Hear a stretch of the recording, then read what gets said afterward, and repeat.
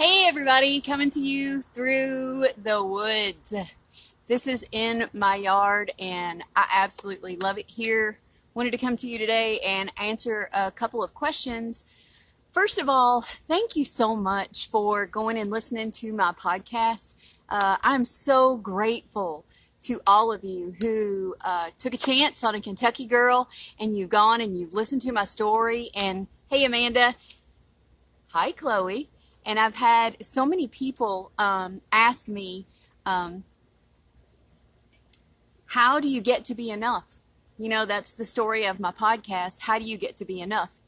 And one of the things that I want to say to you about learning to be enough, and it took me a long time to get to the point where I really felt like I was enough. If you listen to my podcast, you know that it's taken most of my adult life.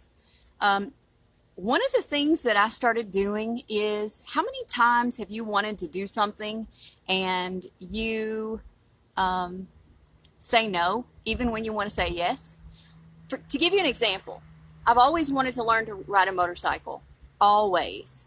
And even from like when I was a teenager, my brother and I used to ride these dirt bikes.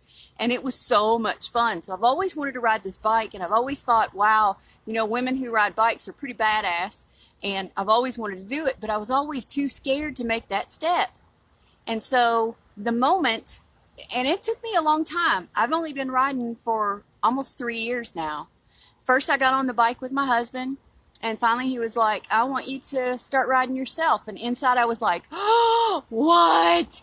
Maybe I can ride myself. But on the outside, I said, no, that's not for me. No, that's not for me. How many times do we do that? Something that we absolutely want to do, but we let fear get in the way. Well, one of my ways of getting to the point where I was enough was to begin to say yes instead of saying no to some of the things that I really, really wanted to do. Was I afraid the first time I got on a bike? Heck yes, I was afraid the first time I got on a bike. Did I go down a couple times? Yeah, I did. Remember back to when you first learned to ride a bike? But the exhilaration of getting up, I remember the very first time, the exhilaration of getting up to about 35 miles an hour on that bike, and the wind was whistling. Now 35 miles an hour, you wouldn't think that that was very long, but trust me, for the first time when you're riding by yourself on a motorcycle, it is a little fast. But I was so giddy.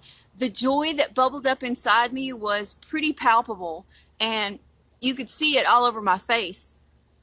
Since then, I've gotten my motorcycle license. My husband and I have gone on biking trips, and it's a ton of fun. It brings me a lot of happiness. Hey, Kim. Hey, Annalise.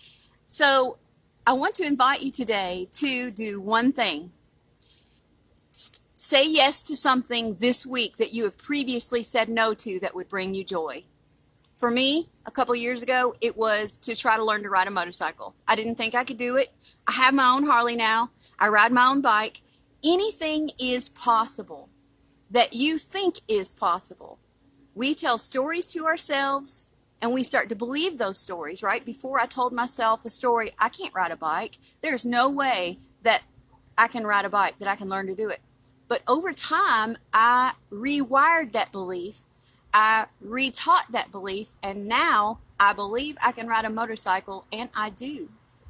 So one of the great ways to get on the road to becoming enough, only you can decide that for yourself. Only you can decide if you are enough or not.